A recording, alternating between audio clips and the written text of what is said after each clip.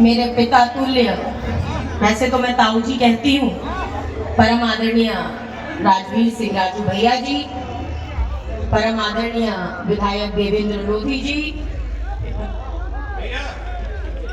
परम आदरणीय विधायक देवेंद्र लोधी जी, परम आदरणीय प्रीतम लोधी जी, आदरणीय राजीव लोधी जी, मंच पर उपस्थित सभी आदरणीय गण, मुझे लगता है यहाँ से बेहतर रहेगा।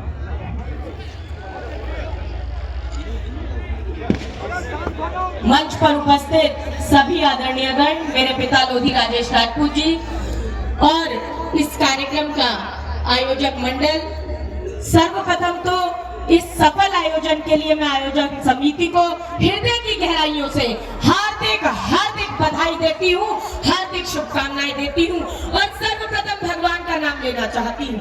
ऋग्वेद में एक मंत्र आता है, अग्नि मीणे प्रोहितम यज्ञस्य देव मृत्युसम होतारम रत्न धातुमम, ऋतुओं के निर्माता इस जग के प्रकाशक उस परमात्मा को मैं बारंबार प्रणाम करती हूँ, शत नमन करती हूँ। और आज अपने बुलंदशहर के इस परिवार के सदस्यों से पूछना चाहती हूँ कि आपकी नजर में यज्ञ क्या है?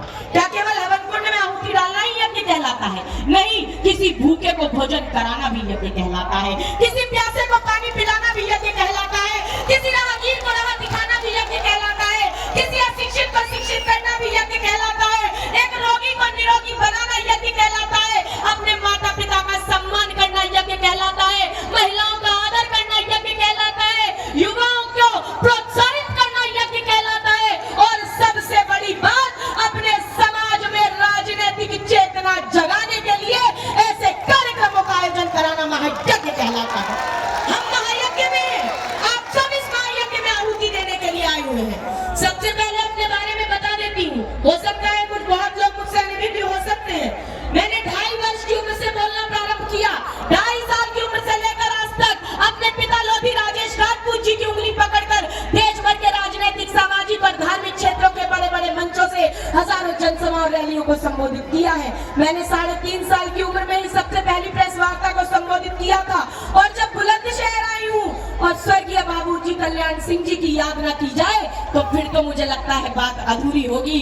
मुझे याद है कि स्वर्गीय बाबूजी कल्याण सिंह जी ने जिस समय राष्ट्रीय क्रांति पार्टी बनाई थी तो मेरे घर पर दिल्ली विश्वास नगर आवास में आए थे और मैं 4 वर्ष की थी, उसके बाद भी मुझे मुख्य वक्ता के रूप में कासगंज 12 पत्थर मैदान की रैली में आयोजन में मुझे आमंत्रित किया था और मैंने वहां अपना भाषण दिया था, मुझे आज भी याद है। और मैं बताना चाहती हूँ, मई 2001 में मैंने रायबरेली के सताओं में आयोजित एक विचार रैली को संबोधित करते हुए तत्कालीन संचार मंत्री रामविलास पासवान जी से अनुरोध किया था कि आप तो संचार मंत्री हैं, आप वीरांगना रानी अवंतीबाई लोधी जी का एक डाक टिकट जारी करा दीजिए। उन्होंने मेरा अनुरोध स्वीकार करते हुए 19 सितंबर 2001 को मेरे गृह जिले उत्तर प्रदेश के एटा में मेरे पिता लोधी राजेश राजपूत जी के अथक प्रयासों के बाद 4 रुपए मूल्य का वीरांगना रानी अवंतीबाई लोधी जी का डाक टिकट जारी कराने का काम किया। माननीय बाबूजी कल्याण सिंह जी ने मुझे सम्मानित करने का काम जब मुख्यमंत्री बने तो मुख्यमंत्री आवास पर बुलाकर किया। आदरणीय राजवीर सिंह राजू भैया जी ने मुझे हमेशा एक बेटी की तरह स्नेह देने का काम किया है। यहाँ मंच पर बैठे हुए सभी लोग अलग अलग दल से हो सकते हैं, अलग विचारधारा के हो सकते हैं, मगर हमारा खून एक है, हमारी जात एक है और उस नाते आज हम एकत्रित होकर इस मंच पर खड़े हैं। आज ये मंच किसी पार्टी की कटौती नहीं है, किसी पार्टी का मंच नहीं है, ये मंच लोधी राजपूत समाज का मंच है और उस मंच से मेरा वहन करने के लिए आई हूँ। आसाना भारती सीधी बात करके जाएगी। मैं बताना चाहती हूँ, सब आदमी साधारण पैदा होते हैं, किसी आदमी को महान आदमी कौन बनाता है? उसका कर्म, उसका व्यक्तित्व, उसका कर्म, उसका व्यक्तित्व, उसकी अडिगता, उसकी सरलता, उसके उद्देश्य की व्यापकता, उसके प्रति प्रतिबद्धता, उसके जीवन की जंग में दंग कर देने वाले ऐतिहासिक परिणामों के साथ उस व्यक्ति को महान बना देते हैं, साधारण से असाधारण बना देते हैं। अरे ऐसे ही व्यक्तित्व की धनी थी अमर शहीद वीरांगना रानी अवंतीबाई लोधी जी। उन्हें किसने महान बना दिया? उन्हें देशभक्ति की भावना ने महान बना दिया। ऐसे ही व्यक्तित्व के धनी थे अमर शहीद गुलाब सिंह लोधी जी। उन्हें किसने महान बना दिया? अरे देश के प्रति, तिरंगे के प्रति उनकी भावना ने उन्हें महान बना दिया। ऐसे ही महान व्यक्तित्व के धनी थे स्वर्गीय बाबूजी कल्याण सिंह जी।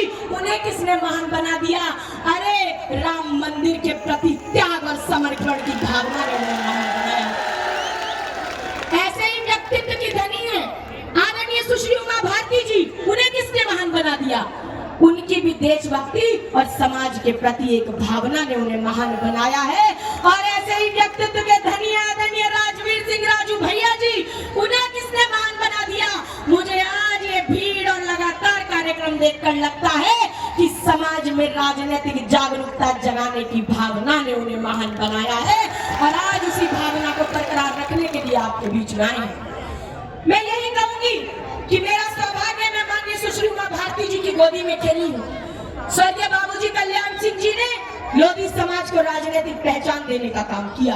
माननीय सुश्री उमा भारती जी ने एक केंद्रीय मंत्री पद से लेकर मध्य प्रदेश की प्रथम महिला मुख्यमंत्री बनने तक का सफर तय कर लोधी समाज की उस पहचान को चांद लगाने का काम किया। साक्षी महाराज जी ने कई मठों की और स्थापना करके शिक्षा केंद्रों मठों की स्थापना करके उन्होंने भी हमारे समाज को आगे बढ़ाने का काम किया।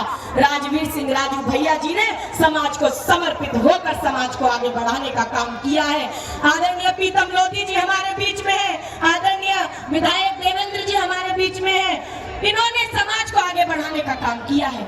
मैं ये कहूंगी कि इनके लिए मान सम्मान हमारी नजरों में हमेशा बना रहेगा, परंतु जब समाज के मंचों से आएंगे और राजनीतिक चर्चा नहीं करेंगे तो मुझे लगता है ये सही बात नहीं है। राजनीतिक चर्चा भी होनी चाहिए, मगर राजनीतिक चर्चा किसी एक दल के लिए नहीं होनी चाहिए।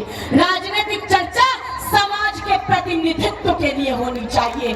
समय कम है, मुझे बार बार मंच से इशारा किया जा रहा है कि समय कम है। मैं इसीलिए अंतिम में यही कहूंगी, मैं हमेशा कहती हूँ और इसमें मंच पर बुरा मानने की बात नहीं है, मैं कांग्रेस की आज राष्ट्र प्रवक्ता हूँ, लेकिन राष्ट्र प्रवक्ता के नाते इस कार्यक्रम में नहीं आई हूँ, मैं लोधी समाज की बेटी होने के नाते इस कार्यक्रम में आई।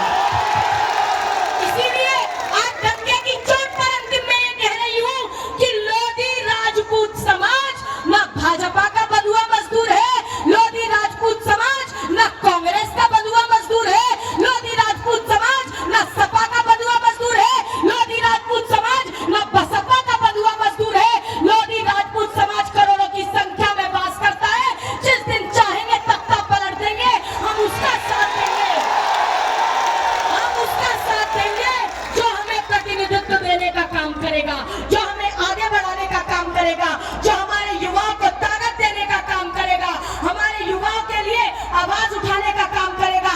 जब जब समाज के साथ अन्याय होगा, जो हमारे समाज के लिए न्याय की लड़ाई लड़ेगा, हम उसके साथ खड़े होने का काम करेंगे। अंत में अपनी बात समाप्त करूंगी, यही कहूंगी, एक छोटा सा दृष्टांत बताऊंगी। मैं अपने दादाजी के साथ एक बार बाजार जा रही थी, वहां कुछ अंगूर बिक रहे थे, कुछ अंगूर गुच्छे में थे, कुछ टूटे हुए अंगूर थे। मेरे दादाजी ने पूछा, अरे भाई ये गुच्छे के अंगूर कितने रुपए किलो है? तो ठेले वाले ने बताया 100 रुपए किलो है। अब दादाजी ने कहा ये टूटे हुए अंगूर कितने रुपए किलो है? कहा ये तो 25 रुपए किलो है। दादाजी ने कहा हाँ भाई, ये गुच्छे के अंगूर ज्यादा मीठे होंगे, इनमें रस बहुत होगा, तभी ये तुम 100 रुपए किलो दे रहे हो। ये जो टूटे हुए अंगूर है ये कम मीठे होंगे, इसीलिए तुम 25 रुपए किलो दे रहे हो। तो ठेले वाले का नहीं बाबूजी, ये अंगूर जो टूटे हुए अंगूर है ये भी उतने ही मीठे हैं जितने गुच्छे के अंगूर हैं, मगर ये अपने गुच्छे से अलग हो गए हैं, इसीलिए आज इनकी कीमत चौथाई हो गई है। अगर संगठित रहोगे, एकत्रित रहोगे तो आपकी कीमत 100% आंकी जाएगी। टूट जाओगे, बिखर जाओगे तो आपकी कीमत चौथाई हो जाएगी। अंतिम में बात को समाप्त करती हूँ, आश्वासन आपसे चाहूंगी, बस अंतिम में यही कहूंगी कि अधिकार खोकर बैठे रहना ये महादुष्कर है, न्यायार्थ अपने बंधु को भी दंड देना धर्म है। उठो पार्थ गांधी, उठाओ और स्वजातीय बंधुओं को न्याय दिलाओ। जब संसद गूंगी शासन बहरा होने लगता है और कलम की आजादी पर भी पहरा होने लगता है, तब अंतर आ ही जाता है शब्दों की परिभाषा में। साधना भारती सहित स्वजातीय बंधुओं को चिल्लाना पड़ जाता है अंगारों की भाषा में। अरे जब भूख की सीमा पर आ जाती है, तब भूखी जनता सिंहासन को खा जाती है, तब भूखी जनता सिंहासन को खा जाती है। कोई ना डराए हमें कुर्सी के गुमान से, कोई ना डराए हमें कुर्सी के गुमान से, कोई ना खेले हमारे मान सम्मान और स्वाभिमान से। अरे हम शोषित पीड़ित पीड़िए के आंसुओं की याद है, आंधियों के अड्डों पर जलते हुए चिराग है। किसी राजा या रानी के डमरू नहीं है हम, अरे दरबारों की नर्तकी के घुंघरू नहीं है हम तो लोधी राजपूत समाज की आन बान शान की रक्षा करने वाली तलवार और ढाल हैं। और अब लोधी राजपूतों को बहुजनवादी चक्र सुदर्शन लेकर आना होगा और अपने लोकतांत्रिक अधिकार पाने हैं तो अब मुट्ठी भर मनुवादियों से महाभारत लड़ना होगा। अंत में सभी लोग एक बार मुझे आश्वासन दिला दे, क्या आप सभी चाहते हैं कि 5 जनवरी को आदरणीय स्वर्गीय बाबूजी कल्याण सिंह जी की जन्म जयंती है?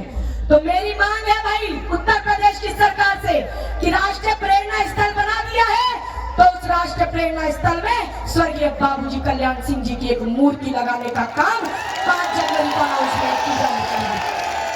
अमर शहीद गुलाब सिंह लोधी जी की भी मूर्ति उस राष्ट्रीय प्रेरणा स्थल में होनी चाहिए, क्योंकि हमारी राष्ट्रीय प्रेरणा भैया आप भी चाहते हैं ऐसा होना चाहिए कि नहीं होना चाहिए? आप चाहते हैं ऐसा हो?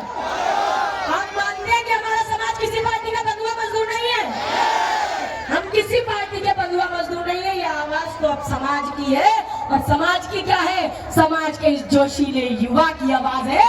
तो दोनों हाथ खड़े करके आश्वासन दिला दीजिए, मेरी बात को सब मंच पर उपस्थित सभी लोग दोनों हाथ खड़े करके आश्वासन दिला दीजिए कि बाबूजी की भी मूर्ति लगनी चाहिए राष्ट्रीय प्रेरणा स्थल में।